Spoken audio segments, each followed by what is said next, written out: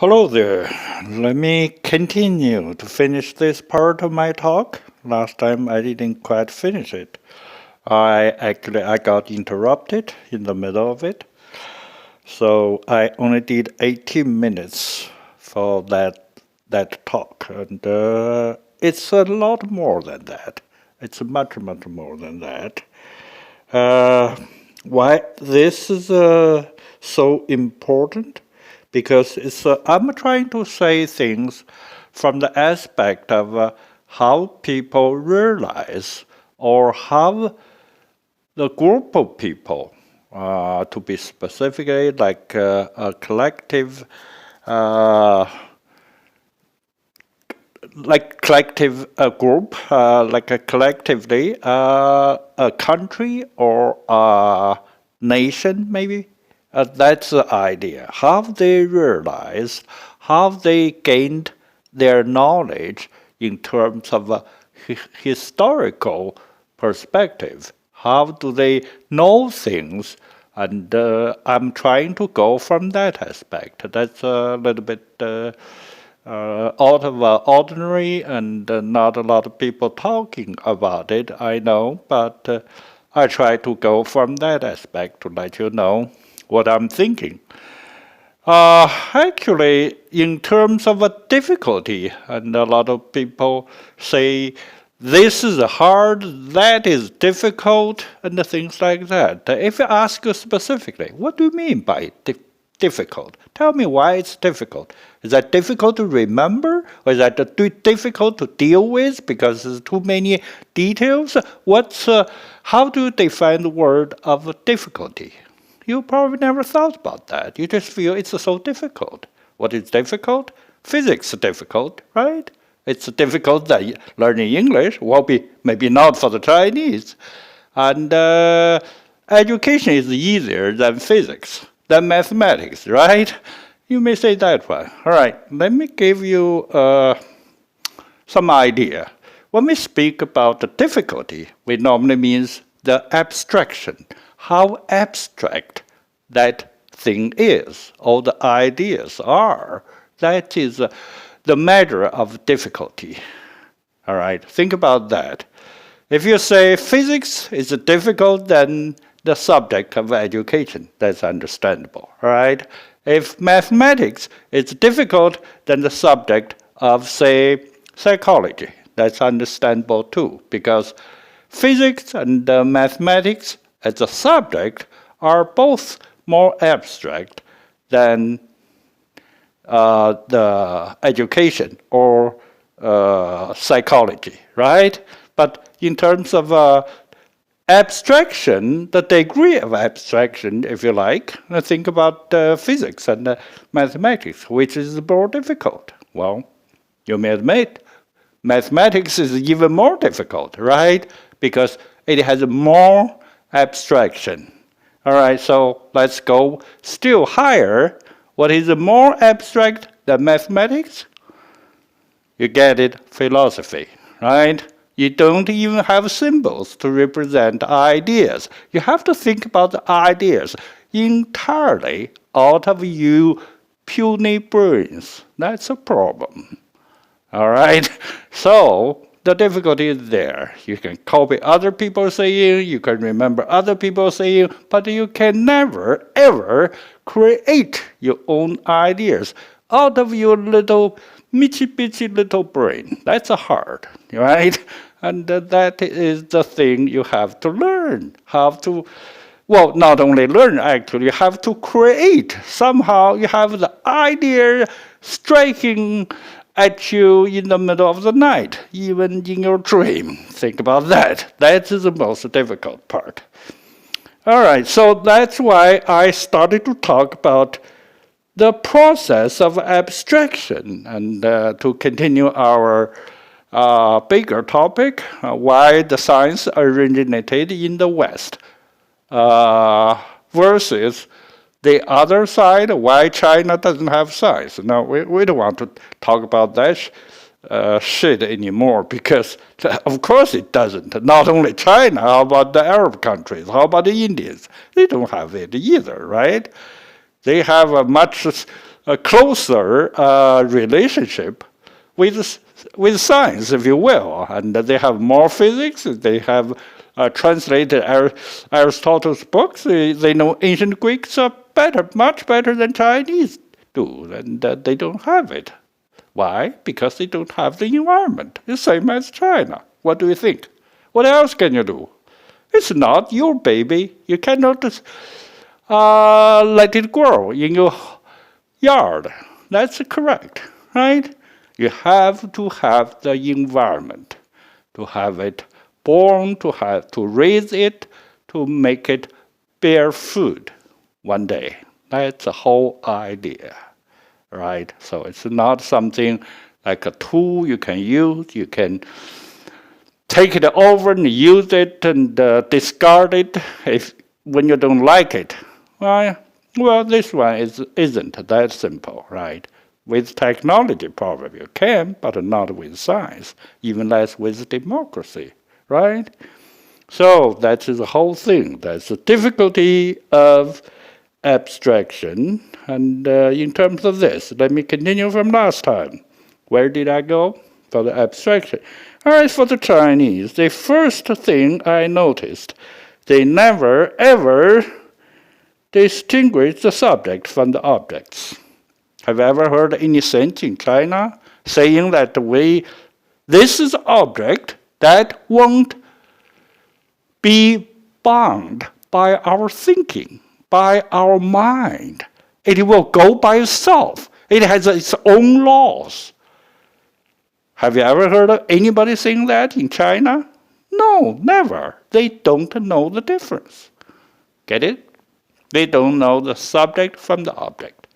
They don't know what's on their mind is much, much more different from what is outside there. Like the sun, the moon, no matter what you think, this still goes around and round all the time. Correct? So, for the Chinese, for the saints, in ancient China, they never ever had the idea of separating things from their what they think and what's a reality. That's one thing. The other thing is, I mentioned last time, when they think about what is on their mind or in their head, the ideas, they only have fancy thoughts. They never have the idea of the objective law or truth in their head, which is another part of thinking which is different from their fancy ideas, right? If you imagine some ghost or some king or whatever, the god or something, anything, like a game, right? Playing a game, you can have a lot of imagination. That's a pure imagination. And the Chinese don't like that. But how about the causation of the world? Do you like that idea? The Chinese, in the history, they never realized that is a bunch of thinking like that. You need to spend your time to discover, to search. Maybe people accidentally bumped into it, but never had it systematically like the ancient Greeks. That's the difference between the two countries, two nations, if you will. At that time, probably there is no obvious distinction of Chinese nation yet.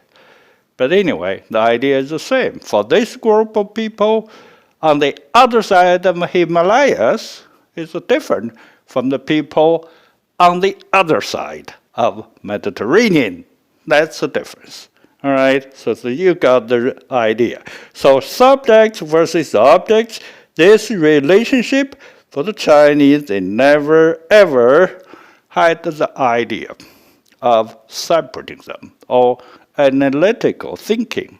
They never had.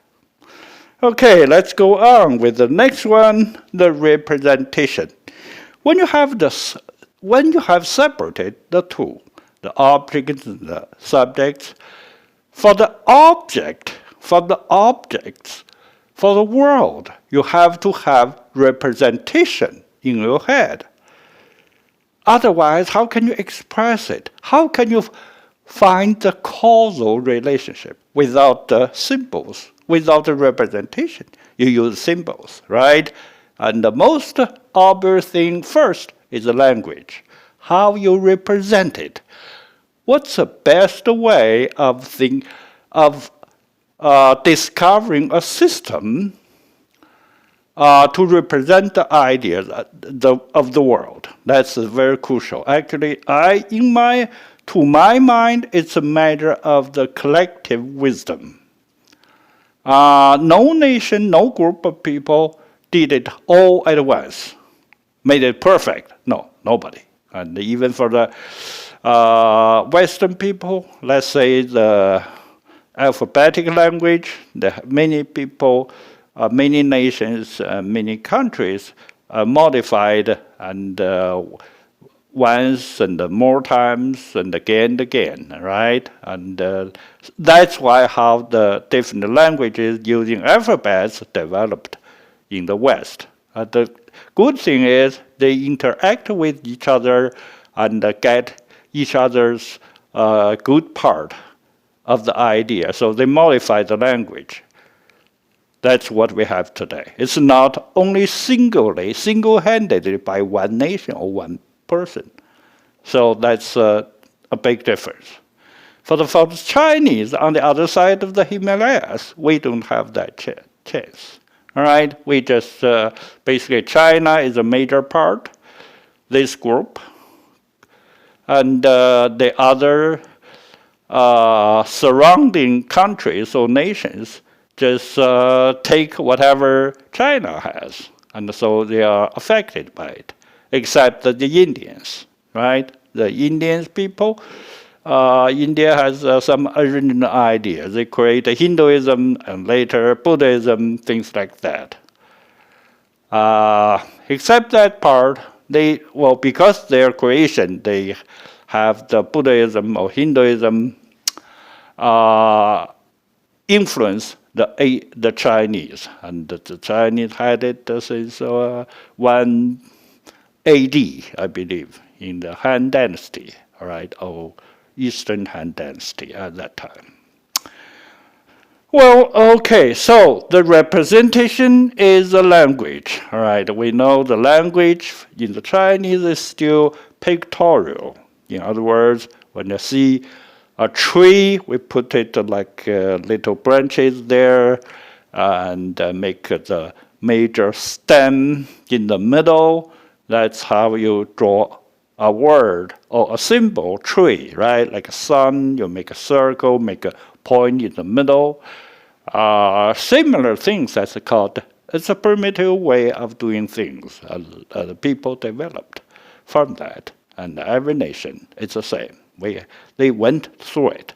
Okay, for the Western people, they passed that stage, all right, from the pictorial graphics idea of representation to the more abstract level, that is using alphabets, using certain number of alphabets, and by combining them, they can represent a lot of things. You know, nowadays we have 26 letters of alphabets, right? And that's enough for most of daily use. And basically, you can add more, but that's good enough normally. But for the Chinese, we don't have that idea of using a few symbols, a few, only limited number. No, Chinese doesn't have that idea. They sort of like put houses upon houses. We call it 叠房架屋 to build words. That's a not very good, smart way to do things, right? You don't have the basic, elementary symbols, but just use already built up things and to pile up to do other things. That's not a good idea. And now in the computer time, we know that the Chinese ASCII2 is double the ASCII1 symbols, right? They use 102. We use 256. So to include the Eastern language, they have to use 256 bits. But that efficiency suffered from that because you doubled the usage of the bits. And that's take extra space. You double the bus, right? And so it's slower. And you need more time. You need double time to do a lot of things. They can do it singly with only ASCII1, 106 or 602. All right, they can do that more efficiently. So that's obvious a very bad thing. All right, you may say some people heard it, and how about the words? And the Chinese sounds is one symbol or one vowel, so one consonant. Well, don't go that way because Chinese has tones, right? You have to time 4 or time 9 if you speak Cantonese, so it's even more difficult. So you won't have any better way to do it, right? That's not easy, and so basically, representation by symbols, and the Western people did a much better job. All right, it's not only in language, it's also in mathematics symbols, in music symbols as well. We know, and in Chinese we call it 算筹, right? We use that to calculate little stakes, and later on we use the little what's the name of it? Aspects. What was that? 算盘. I suddenly forgot the word. But anyway, you know what I mean. And we use that. Or some people say Chinese are good at calculation, but not as ideas or the system building, like the Greeks. That's true. They know how to use it. They care how to use it, but they never had the idea of deduction, how to go to the axiom part, the systematically prove. They never had that idea. That's very special, actually only for the Western people, for the Greeks and that group of people. Nobody else have ever thought about that. That's very important. All right, okay, let's continue from here. And so representation first is the language, the pictures. From pictorial graphs and developed into more abstracted form, that's the letters, alphabets. So language is first part. And when we come to the mathematics part, and we use a lot of symbols nowadays, right? And not only for math, for logic, we do that too. The mathematical logics use the symbols too. So, and when they come to the ancient Greeks, come to even further to abstraction, Aristotle single-handedly discovered the syllogism, right? And the three way of deduction, that's really something fantastic. Nobody ever did something like that. He discovered the whole thing from the language. What a genius he is. All right, okay, that's very important, and it's crucial actually to a lot of later development. I can say without Aristotle's syllogism, here's a formal logic, we don't have today's world. Trust me, we don't have science. We don't have today's world. It's that serious. And I heard the saying that Chinese, 墨子's idea of something similar to that, that's very far-fetched, I'll say. In Chinese, we say it's 狗尾续貂. It's exactly like that. It's really, you cannot even compare, right? It's you are not even worth mentioning. All right. So anybody having that idea is too not modest. You have to learn. You have to learn what formal logic is. And sadly, in China's today's system, we still don't have it. Well, the problem is you have to learn somehow. All right. The idea, and also another guy similar to Aristotle. What's his name? Euclid. Euclid discovered the axiom system and the proof of geometry. That is very important. It's crucial as formal logic, especially related to the mathematics. You can feel that. Without that, no today's science, I can say. All right. So these two extremely important branches of symbols, abstractions, are the typical of the Western thinking. How they realize things, they had the knowledge no other people, other nation, other group ever had in history. So I want you to realize that. That's not something very easily done. All right? And even today, a lot of people think science is useless. Why do we need science? We only need technology. Wrong. And with that kind of thinking, you can never, ever have the science grow in your own country or your nation. Trust me, because you don't get it. All right? You just like cut a branch out of a tree. The branch can never live by itself without nutrition from the tree, from the major stem. All right, the roots. It's on the other side. It's not in you.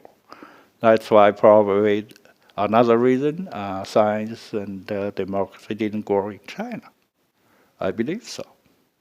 All right. Okay. So that's basically the delineation of the recognition, the knowledge, the epistemology, how people realize things, how people's experience grows with this aspect.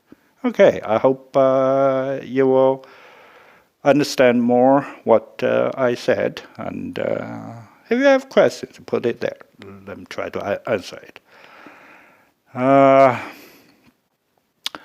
Speaking of talking in English, actually, it's language is ability all human beings can. So if you don't, that's basically you are still a learner.